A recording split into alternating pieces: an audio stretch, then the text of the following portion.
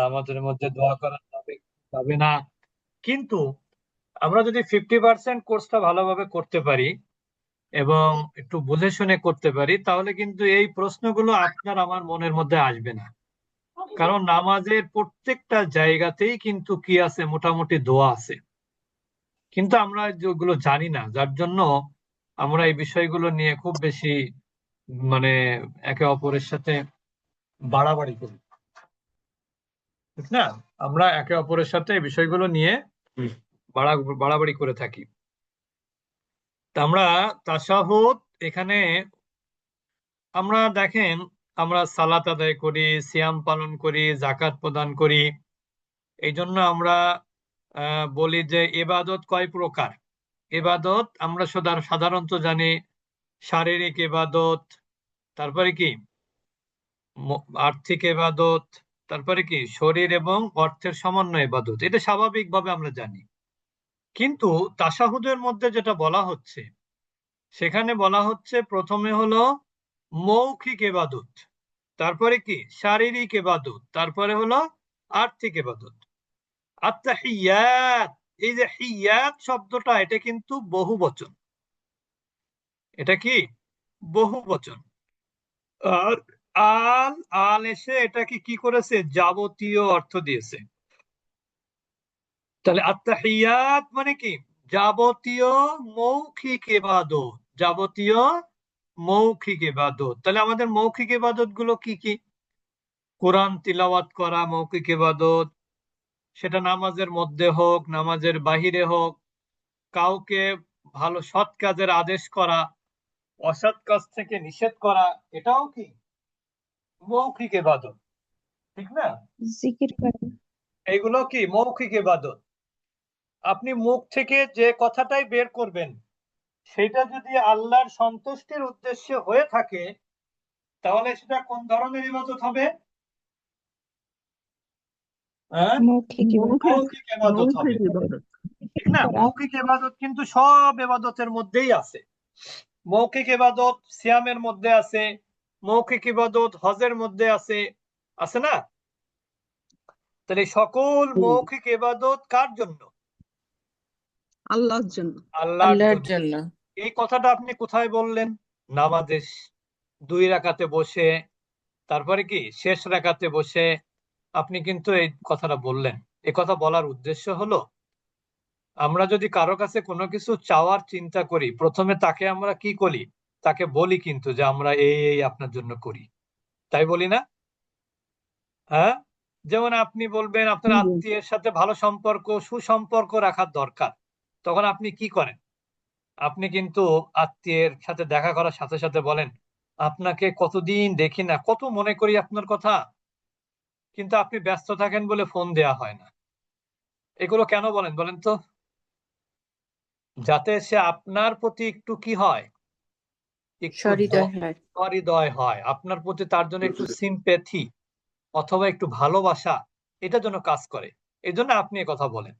তা আমরা নামাজের শেষ প্রান্তে গিয়ে কি বলছি, যে যাবতীয় মৌখিক ইবাদত যেগুলো আমি করে থাকি, সব আল্লাহর জন্য। এই কথাটা বলার পর আল্লাহ খুশি হয় না? হ্যাঁ, তাহলে একটা ইবাদত গেল, জি। একটা ইবাদত গেল কিন্তু মৌখিক ইবাদত।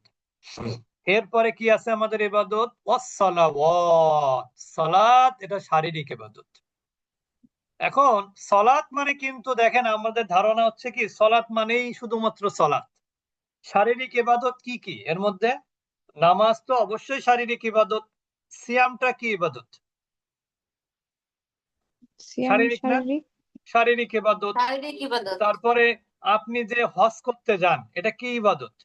শারীরিক ইবাদত। শারীরিক এবং এটা হচ্ছে আর্থিক। শরীর এবং অর্থ দুইয়ের সমন্বয় ইবাদত, ঠিক না? জি আপনার স্যার। হজটা হলো দুইয়ের সমন্বয়, কম্বাইন্ড, অর্থাৎ এখানে আপনি অর্থও লাগে, শারীরিক সুস্থতাও লাগে। একজন মানুষের অর্থ আছে, শারীরিক সুস্থতা নাই, সে কি হজে যেতে পারবে? না। যেতে পারবে না। একজনের শারীরিক সুস্থতা আছে, অর্থ নেই, সে কি হজে যেতে পারবে? পারবে না না। স্যার। এই জন্য এখানে অসসালাওয়াত দ্বারা উদ্দেশ্য যাবতীয় শারীরিক ইবাদত। আপনি মসজিদে হেঁটে হেঁটে যান, এটা শারীরিক ইবাদত। আপনি চাকরির জন্য অফিসে যান, এটা শারীরিক ইবাদত।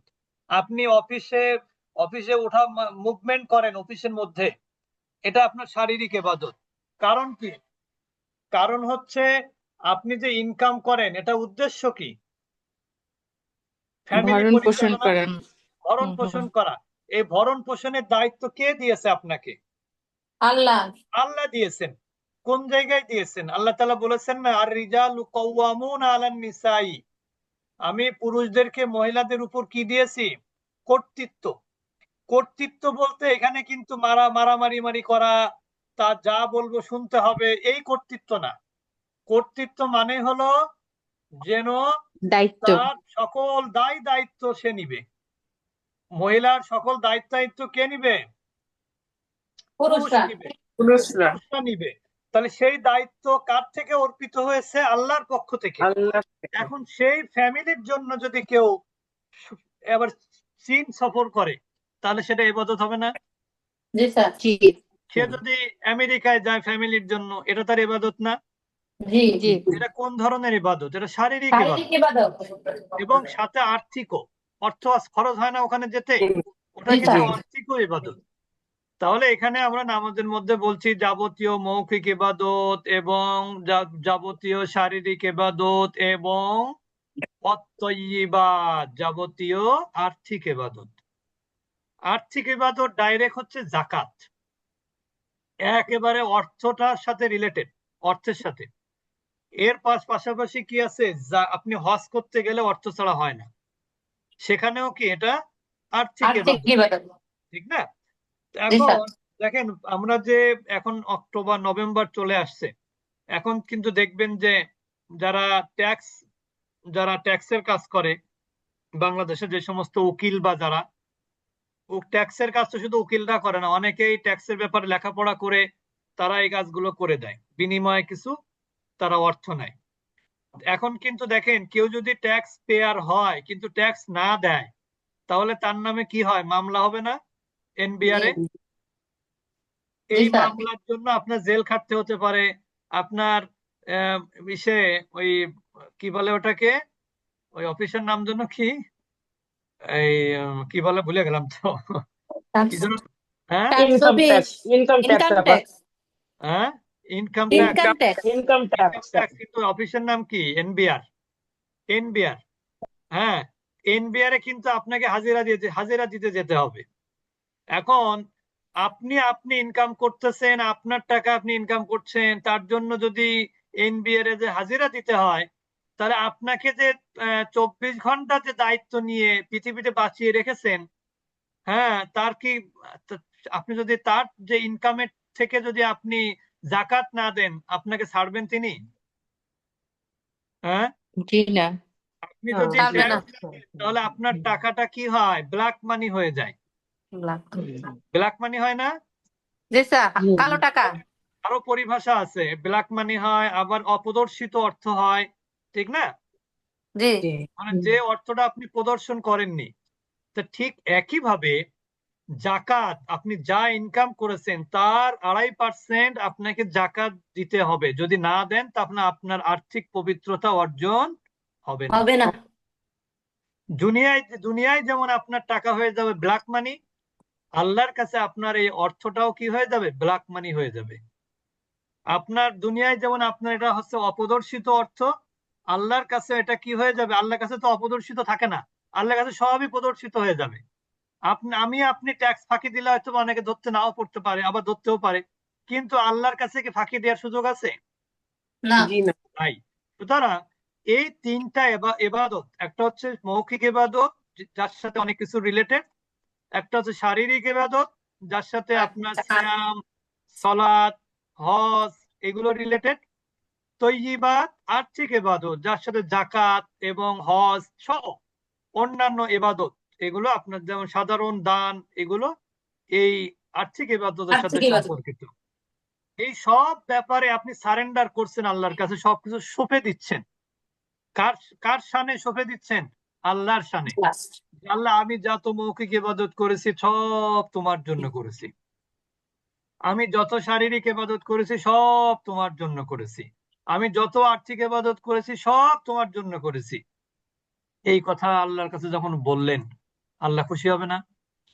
জি উস্তাদ জি। এটা কিন্তু দোয়ার জায়গা। তারপরে কি হচ্ছে দেখেন, এরপরে আমরা কি বলছি, আসসালামু আলাইকা আইয়ুহান নাবিয়্যু। এই যে যে আমরা ইবাদত গুলো করতে পারলাম, এই পথ আমাকে কে দেখিয়েছে? আল্লাহ নবী সাল্লাল্লাহু রসূল আলাইহি ওয়াসাল্লাম। সাল্লাল্লাহু আলাইহি সাল্লাম দেখিয়েছে আমাকে এই পথ, ঠিক না? জি রসূল সাল্লাল্লাহু আলাইহি সাল্লাম জাকাত কিভাবে দিতে হবে, কত পার্সেন্ট দিতে হবে, জাকাত দিয়ে কেমন ফরজ, এগুলো আমাদের জ্ঞান দিয়েছে কে? আল্লাহ রসূল না? জি মা আতাকুমুর রাসূলু ফাখুযু ওয়া মা নাহাকুম আনহু ফান্তাহু। আল্লাহ রসূল যা নিয়ে এসেছেন সেগুলো আমাদেরকে কি করতে বলা হয়েছে? সেগুলো মেনে নিতে, গ্রহণ করতে বলা হয়েছে। আর যেগুলো থেকে নিষেধ করেছেন তা থেকে বিরত থাকতে বলা হয়েছে। এই জন্য রসুলের শানে, রসুলের জন্য দোয়া করলাম কার কাছে? আল্লাহর কাছে। কি দোয়া করলাম? আসসালামু আলাইকা, শান্তি বর্ষিত ইয়া হোক আইয়ুহান আপনার নাবিয়্যু। উপরে, আইয়ুহান নাবিয়্যু, হে নবী, হে নবী, আপনার উপরে কি বর্ষিত হোক? শান্তি।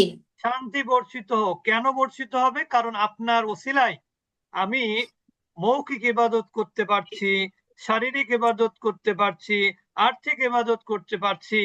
এর একটা কিছু তো আপনার কাছে যাবে। অর্থাৎ যার কাছে শিখবেন তার কাছে কিছু যাবে না, সওয়াব? জি তার জন্য উস্তাদ জি। দোয়া জি করতে হবে যাবে। না? তার প্রতি কৃতজ্ঞতা প্রকাশ করতে হবে না?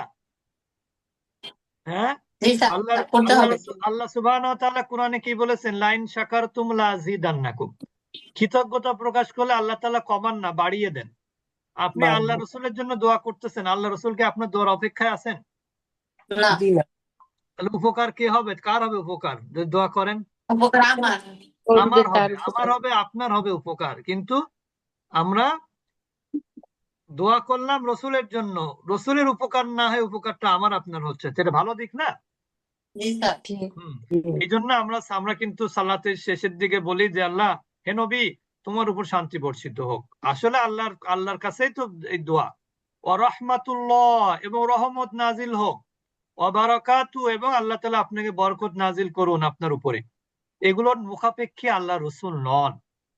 এগুলোর মুখাপেক্ষী আল্লাহ রসুল না মুখাপেক্ষী নন। তাহলে এখানে আসসালাম শব্দের অর্থ কি? শান্তি। হ্যাঁ। আলাইকা, আপনার উপর, আলা মানে উপরে। যেমন আমরা সালাম দেই, আসসালামু আলাইকুম, অর্থ কি? তোমার উপর, তোমাদের উপরে কি হোক? হ্যাঁ, শান্তি তোমাদের বর্ষিত উপরে হোক। শান্তি বর্ষিত হোক, তোমাদের উপরে শান্তি বর্ষিত হোক। বুঝতে পেরেছেন? জি তোমাদের উপরে শান্তি বর্ষিত হোক। তো এই যে যে দোয়া করলাম সালামের মাধ্যমে, আমরা আল্লাহ রসুলের জন্য দোয়া করলাম। এখানে আইয়ুহান নাবিয়্যু, এখানে দেখেন আইয়ুহান নাবিয়্যু বললাম কেন জানেন? সম্মানিত নবী। ওয়া রাহমাত, আল্লাহর রহমত নাজিল হোক আপনার উপরে। এই শব্দটা কোরআনে আসছে কতবার? 114 বার। ওয়া বারাকাতু, এবং বরকত নাজিল হোক। বারাকাতুন সিঙ্গুলার, বারাকাত প্লুরাল। খুব। এরপরে দেখেন আরো কি দোয়া করছে, আসসালামু আলাইনা, আমাদের উপরও শান্তি বর্ষিত হোক। এবার দেখেন কত সুন্দর পদ্ধতি। আপনি প্রথমে দোয়া করলেন, আল্লাহর প্রশংসা করলেন। মানে প্রশংসা করা মানে কি? তার জন্য ইবাদত করতেছেন, এটা একটা প্রশংসা না? জি জি। এরপরে আপনি কি বললেন? যে আমার উপরেও শান্তি বর্ষিত হোক। এরপরে বললেন যে হে নবী, তোমার উপরে কি হোক? শান্তি, রহমত, বরকত নাজিল হোক। এরপর আপনি আল্লাহর কাছে বলছেন আসসালামু আলাইনা, আমাদের উপর কি শান্তি বর্ষিত হোক। এখন আমাদের উপরে যখন বলবেন তখন আপনার ফ্যামিলির সবাই বাদ পড়বে, আপনি একা শুধু হবেন নাকি? জি না। না আমাদের সবার। আমাদের মানে হচ্ছে আপনি, আপনার পরিবারের সদস্য, আত্মীয় স্বজন, আপনার, আপনি যদি সেই আমাদেরকে যদি ধরেন, আপনার কলিগ, আপনার প্রতিবেশী, তারাও অন্তর্ভুক্ত হয়ে যাবে। আপনি যদি আমাদেরকে বলে যদি সমগ্র মুসলিম বিশ্বকে যদি ধরেন, তাও আল্লাহ তাআলা সেই কবুল করে নেবেন, ঠিক না? জি স্যার। নাকি আল্লাহ বলবে যে না, তুমি একা দোয়া করে সবাই তুমি অন্তর্ভুক্ত করে নিলে, তাহলে বাদ বাকি কার জন্য কি করব? এটা বলবে নাকি আল্লাহ? জি না। হ্যাঁ। অর্থাৎ আল্লাহ তাআলা আমাদেরকে দেখেন, এই দোয়ার তাশাহুদের মধ্যে আমাদের কিন্তু শিক্ষা আছে। দোয়া করতে হবে সবার জন্য। আসসালামু আলাইনা, আমাদের উপর শান্তি বর্ষিত হোক, ওয়া আলা ইবাদিল্লাহিস সালিহিন। এবার একটু কি হয়ে গেছে, এবার কিছু লোককে এর মধ্যে কি করা হলো, এবার আলাদা করা হলো।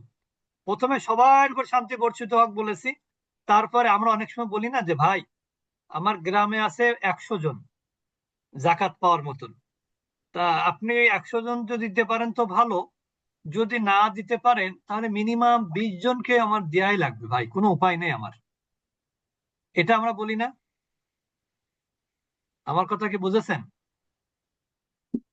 হ্যাঁ, জি ওস্তাদ জি। তার মানে আমরা কিন্তু 100 জনকে বলে আবার বিশেষভাবে কয়জনকে বলি? আরো 20 জনকে বিশেষভাবে বলি না? তা এইখানে কিন্তু সেরকমই কথা, আমাদের উপর শান্তি বর্ষিত হোক, এবং শান্তি বর্ষিত হোক কাদের উপর? সৎ কর্মশীল বান্দাদের উপর। সালিহিন সাদিকিনদের উপর। হ্যাঁ, মানে ইবাদ মানে বান্দা, আল্লাহ মানে কি আল্লাহ, তাহলে আল্লাহর যারা বান্দা তাদের উপরে কি বর্ষিত হোক? শান্তি বর্ষিত হোক। শান্তি। আর সেই কোন ধরনের বান্দা? যারা সৎকর্মশীল। একটা জিনিস মনে রাখবেন, আমরা কিন্তু অনেক ক্ষেত্রে সংকীর্ণতা আমাদের মধ্যে দেখা দেয়। সেটা হলো, আমরা মনে করি অন্যের কল্যাণ কামনা করলে আমার মনে হয় একটু আমার এখান থেকে মাইনাস হয়ে যেতে পারে কিছু কল্যাণ। আসলে কি তাই? জি না, জি না। বরং আরো ভালো হয়, আপনি বরং ভালো আপনি হয়। কারোর জন্য কল্যাণ কামনা করলে তার কল্যাণ হবে এমনটা আপনি চিন্তা করেন না। আর যদি কল্যাণ হয়ও বা না হয়, উভয় ক্ষেত্রে আপনি কিন্তু কি হবেন? আল্লাহর পক্ষ উপকারী থেকে আপনি কল্যাণ পাবেন ইনশাআল্লাহ। মানে ইনশাআল্লাহ। আপনি যদি অন্যের কল্যাণ কামনা করেন, আল্লাহ তাআলার আপনার কল্যাণ কামনা করাটা নিজের জন্য আবশ্যক করে নেন আল্লাহ, যে সে আমার এক বান্দার জন্য কি চেয়েছে? কল্যাণ কামনা করেছে। তাহলে আমি, হে ফেরেশতারা তোমরা ওর কল্যাণ করে দাও, তুমি আল্লাহ আল্লাহ তখন আমার আপনার জন্য কি করেন? কল্যাণ দান করেন। কিন্তু আপনি যার জন্য দোয়া করেছেন তার কিন্তু কল্যাণ হয়নি, তার জন্য আপনার যে কল্যাণ হবে না এমনটা ভাবার কোনো উপায় সুযোগ নাই। অর্থাৎ অন্যের কল্যাণ কামনা করলে নিজের কল্যাণ হয়, এটা মনে রাখবেন সবসময়। কারোর অকল্যাণ কামনা করা মানে নিজের অকল্যাণ ডেকে আনা। কারোর কল্যাণ কামনা করা, তার কল্যাণ হোক বা না হোক, নিজের কল্যাণ হওয়া। মনে থাকবে? জি ওস্তাদ তাহলে জি। আপনি সবার জন্য প্রথমে দোয়া করলেন যে সবার উপরে শান্তি বর্ষিত হোক, তারপরে আবার দোয়া করলেন সৎকর্মশীল যারা এর মধ্য থেকে। আবার এরপরে কি বলছেন? আবার সৎকর্মশীল বান্দা কারা? নবীন, সিদ্দিকিন, সুহাদা, সালেহিন। সালিহিন। আমরা আমরা এদের মতো হতে পারবো কিনা আমরা জানি না, কিন্তু এদের জন্য আমরা এদের মতো যদি আমরা হতে পারবো কিনা জানি না, তবে আমরা এদের জন্য দোয়া করলে আমাদের কি হবে? আমরাই কল্যাণ লাভ করতে পারবো ইনশাআল্লাহ। এরপরে বলা হচ্ছে, আরো মজবুত করে করা হচ্ছে দোয়াটা। আশহাদু আল্লা ইলাহা ইল্লাল্লাহ, আমি সাক্ষ্য দিচ্ছি, আন যে, লা ইলাহা নাই কোনো ইলাহ, ইল্লাল্লাহ আল্লাহ ছাড়া। এবার আমরা আল্লাহকে বলছি, আল্লাহ যে আমি সাক্ষ্য দিচ্ছি, এত সময় যে কথাগুলো বললাম কেন বললাম? কারণ তুমি ছাড়া আমার আর কোনো কি নাই, ইলাহ নাই। ইলাহ শব্দের অর্থ হচ্ছে মাবুদ। ইলাহ অর্থ কি? মাবুদ, অর্থাৎ যার ইবাদত করা হয়। ইলাহ অর্থ কি? যার ইবাদত করা হয়, যেটাকে আমরা বলতে পারি মাবুদ। ইলাহ মানে কিন্তু আল্লাহ না। ইলাহ মানে কি আল্লাহ? হুম, আল্লাহ হচ্ছেন ইলাহ, কিন্তু আল্লাহর নাম তো ইলাহ না। আল্লাহ কোন অর্থে ইলাহ? কারণ আমরা আল্লাহর ইবাদত করি সেই অর্থে। বুঝেছেন? তো কোন ইলাহ নাই। ইলাহ শব্দটা এক বচন, এটার বহু বচন কি? আলিহাতুন। ইলাহ শব্দের বহু বচন কি? আলিহাতুন। তাহলে there is no god except Allah. তা লা ইলাহা ইল্লাল্লাহ, নেই কোনো ইলাহ আল্লাহ ছাড়া। ওয়া আশহাদু আন্না, এবার আমরা কি বলবো? আরো সাক্ষ্য দিচ্ছি যে আন্না যে মুহাম্মাদান মুহাম্মদ সাল্লাল্লাহু আলাইহি ওয়াসাল্লাম আবদুহু তার বান্দা, ওয়া রাসূলুহু এবং তার প্রেরিত রসূল। তাহলে কি হলো? সর্বশেষ সাক্ষ্য দিচ্ছি যে আল্লাহ তুমি ছাড়া আমার কোনো ইলাহ নাই এবং মুহাম্মদ সাল্লাল্লাহু আলাইহি ওয়াসাল্লাম তিনি হচ্ছেন আল্লাহর বান্দা এবং রসূল। এই কথা কেন বলা হলো বলেন তো? এত সময় যে কথাগুলো বলা হলো, দোয়া করা হলো, এর একটা ভিত্তি থাকতে হবে না? এর একটা ভিত্তি তো থাকতে হবে। সেই ভিত্তিটা হলো যার জন্য আমরা দোয়া করলাম, যার কাছে দোয়া করলাম, তিনি ছাড়া আসলে আমাদের আর কোনো গত্যন্তর নাই। আছে? তিনি ছাড়া আমাদের আর কোনো গত্যন্তর নাই। আবার দোয়া করলাম কার জন্য? মুহাম্মদ সাল্লাল্লাহু আলাইহি ওয়াসাল্লামের জন্য, যে আল্লাহ তুমি তার উপরে কি করো? শান্তি বর্ষণ করো, তাকে বরকত দান করো। এইগুলো বললাম। এইগুলো বলার পরে এখন আমরা আরেকটু বললাম কি, দেখুন এই আল্লাহ তোমাকে এগুলো বলার উদ্দেশ্য কি? এগুলো তোমাকে বলার উদ্দেশ্য এটাই যে তুমি ছাড়া তো আসলে আমার আর কোনো কি নাই, গত্যন্তর নাই। আমি তো তোমারই ইবাদত করি। আর মুহাম্মদ সাল্লাল্লাহু আলাইহি সাল্লামকে কেন শান্তি বর্ষণের কথা বললাম? কারণ তিনি হচ্ছেন আল্লাহর বান্দা ও রসূল। এই কথা আমরা নামাজের মধ্যে কিন্তু বলি। আমরা কিন্তু আগামীকাল এই ক্লাসটা আছে, আমরা আপনাদের থেকে কিন্তু এই অর্থটা জিজ্ঞেস করবো ইনশাআল্লাহ। মনে থাকে যেন। মনে থাকবে? ইনশাল্লাহ। আমরা কিন্তু পড়া জিজ্ঞেস করি, আমরা শুধু পড়া দেই না, এটা আপনারা তো অবশ্যই জানেন। আমরা কিন্তু পড়া জিজ্ঞেস করি। এখন আমরা চলে যাব গ্রামার পাঠে। গ্রামারে আমরা কি পড়েছিলাম গত ক্লাসে? সর্বনাম, সর্বনাম। দমিরে মুনফাসিল। সেটা কি চলে? জমিরে দমিরে মুনফাসিল। মুনফাসিল হয়েছিল। মুনফাসিল অর্থ কি? হুজুর আসসালামু আলাইকুম। ওয়ালাইকুম আসসালাম। স্যার অনুমতি নিয়ে একটু লিভ নিলাম। আচ্ছা ঠিক আছে। আচ্ছা, আসসালামু আলাইকুম। ওয়ালাইকুম আসসালাম। তো আমরা এখন চলে যাব বিযুক্ত বা ডিটাচড প্রোনাউন। ডিটাচ প্রোনাউনে চলে যাচ্ছি আমরা এখন। সেগুলো হচ্ছে মুখস্থ হয়েছে কার কার? ডিটাচ প্রোনাউন কার কার মুখস্থ হয়েছে? হাত উঠান। জেবুন আপা। আর কার কার হয়েছে? আচ্ছা জেবুন আপা বলেন সবগুলো। হুয়া হুমা হুন, হিয়া হুমা হুন্না, আন্তা আন্তুমা আন্তুম, আন্তি আন্তুমা আন্তুন্না, আনা নাহনু। মাশাআল্লাহ। আর এরপরে কে হাত উঠিয়েছেন? শালিমা বিনতে রাইহান আপা বলেন। হুয়া হুমা হুমা, হুয়া হুমা হুম, হিয়া হুমা হুন্না, আন্তা আন্তুমা আন্তুম, আন্তি আন্তুমা আন্তুন্না, আনা নাহনু। মাশাআল্লাহ। নাসরিন হাসান আপা বলেন। জি, আসসালামু আলাইকুম ওয়া রাহমাতুল্লাহি ওয়া বারাকাতুহু। জি, হুয়া হুমা হুম, হিয়া হুমা হুন্না, আন্তা আন্তুমা আন্তুম, আন্তি আন্তুমা আন্তুন্না, আনা নাহনু। আচ্ছা এরপরে বলবেন জেসমিন আপা, রেডি থাকবেন। রওশন আহমেদ আপা। হুয়া হুমা হুম, হিয়া হুমা হুন্না, আন্তা আন্তুমা আন্তুম, আন্তি আন্তুমা আন্তুন্না, হিয়া নাহনু, আনা নাহনু। আলা নাহনু, সরি। আচ্ছা এরপরে রওশন আহমেদ আপা বলবেন, রেডি থাকবেন। শরীফা বেগম আপা। হুয়া হুমা হুন, হিয়া হুমা হুন্না, আন্তা আন্তুমা আন্তুম, আন্তি আন্তুমা আন্তুন্না, আনা নাহনু। শরীফা বেগম আপা বলবেন। মাশাআল্লাহ। রেডি থাকবেন। মারিয়াম তাসনিম আপা। জি, আসসালামু আলাইকুম ওয়া রাহমাতুল্লাহি ওয়া বারাকাতুহু। বারাকাতুহু। হুয়া হুমা হুম, হিয়া হুমা হুন্না, আনা আন্তা আন্তুমা আন্তুম, আন্তি আন্তুমা আন্তুন্না, আনা নাহনু। মাশাআল্লাহ। মারিয়াম তাসনিম আপা বলবেন, রেডি থাকবেন মাকসুদা খাতুন আপা।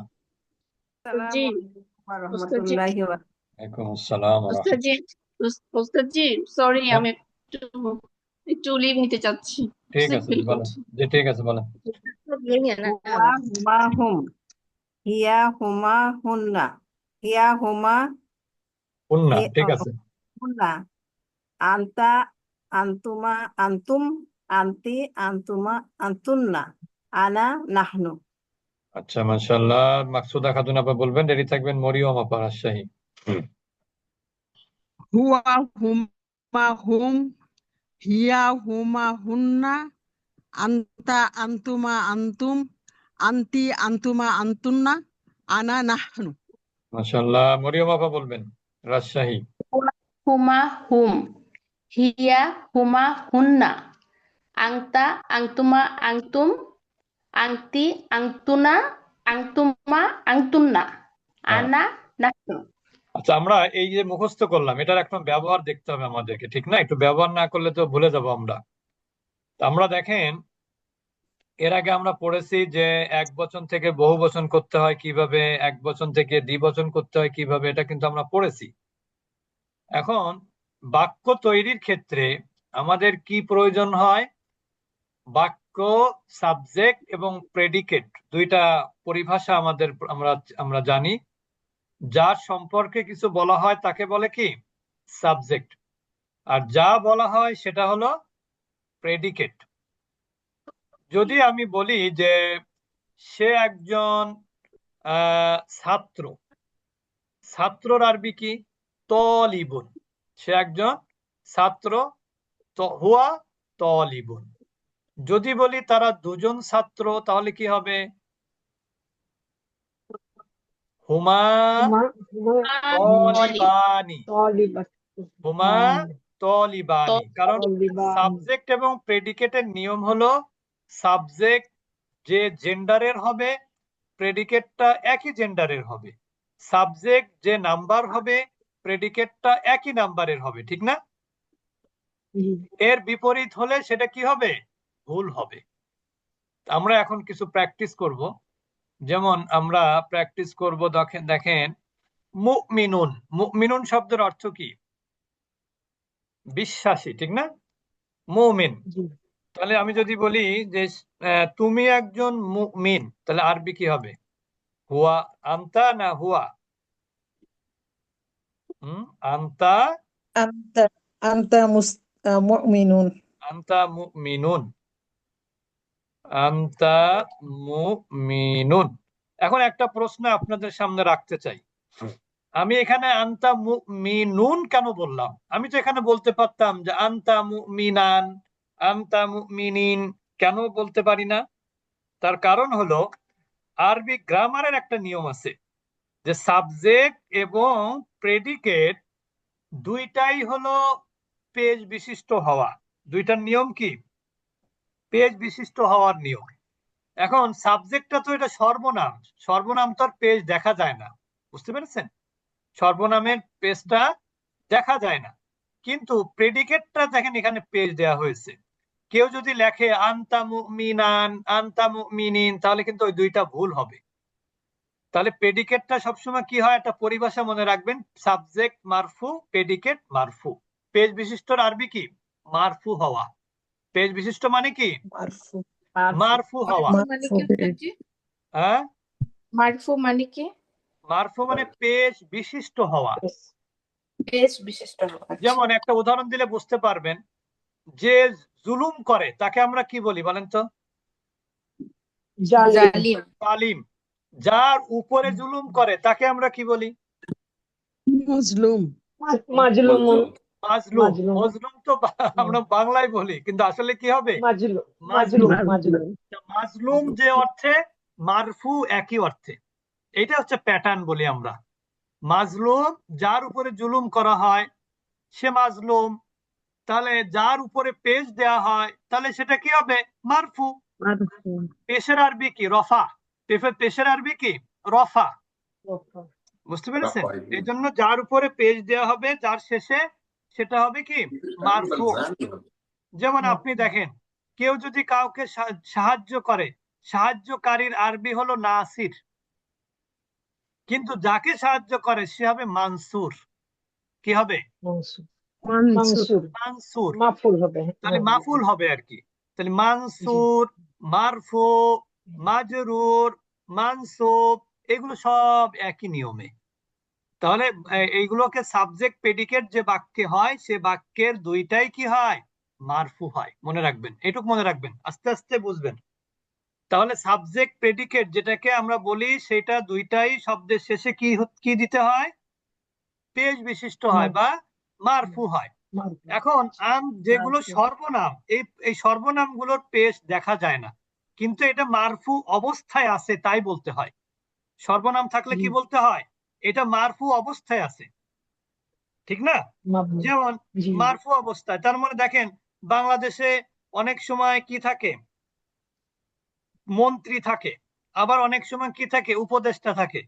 মন্ত্রী উপদেষ্টা কার সমমর্যাদার? মন্ত্রীর সমমর্যাদার, ঠিক না? তো ওই রকম আপনার যেটা সরাসরি মারফু হতে দেখা যাচ্ছে না সেটাকে কি বলতে হয়? মারফুর অবস্থায় আছে। সেটা কি বলতে হয়? মারফুর অবস্থায় আছে। যেমন আনতা, এই আনতাটা আপনি কাকে বলেন বলেন তো? কোন একজন ব্যক্তিকে বলেন না? এই ব্যক্তির একটা নাম আছে না? মনে করেন আপনি একজনকে বললেন যে তুমি ভালো তুমি ভালো লোক, এই তুমি যাকে বললেন তার একটা নাম আছে না? আছে।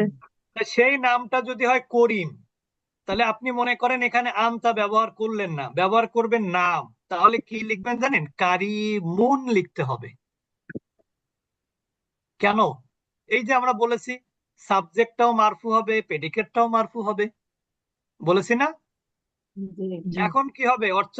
করিম একজন মুমিন। এখন যদি আমি বলি রহিম একজন ডাক্তার, ডাক্তারের আরবি মনে করেন তবিবুন, তাহলে কি হবে? রহিমুন, তবিবুন, দুই জায়গায় কিন্তু বুন হবে, দুই জায়গায় কি হবে? পেশ হবে। রহিমুন, তবিবুন। বুঝতে পেরেছেন এবার? তাহলে সাবজেক্টটাও মারফু হবে, প্রেডিকেটটাও কি হবে? মারফু হবে। এবার ক্লিয়ার হয়েছে কিছুটা? এই করিমের পরিবর্তেই তো আনতা ব্যবহার করেছি আমরা, ঠিক না? তো করিমও যে আনতাও সে, করিমও যে আনতাও সে। এবার এটা গেল তো একটা বিষয়। আরেকটা দেখেন, আমি যদি বলি তোমরা মুমিন, তাহলে কি হবে? তোমরা আরবি কি? আন্তুম। আনতুম। আনতুমটা কি সিঙ্গুলার না প্লুরাল? কিভাবে সিঙ্গুলার? আনতুম মানে তোমরা যদি হয় প্লুরাল। তাহলে এটা হলো সাবজেক্ট। প্রেডিকেটটা কি হবে? সিঙ্গুলার না প্লুরাল হবে? প্লুরাল হবে। তাহলে মুমিনুনের প্লুরাল কি? মুমিনুনা। কি হবে? মুমিনুনা। এবার বুঝেছেন তো? মুমিনুনা। তাহলে আমি যদি বলি আমি একজন মুমিন, কি হবে? আনা মুমিন। আনা মুমিনুন। মাশাআল্লাহ। আমরা মুমিন আরবি কি হবে? আমরা নাহনু মুমিনুনা। নাহনু মুমিনুনা। সে একজন মুমিন, কি হবে?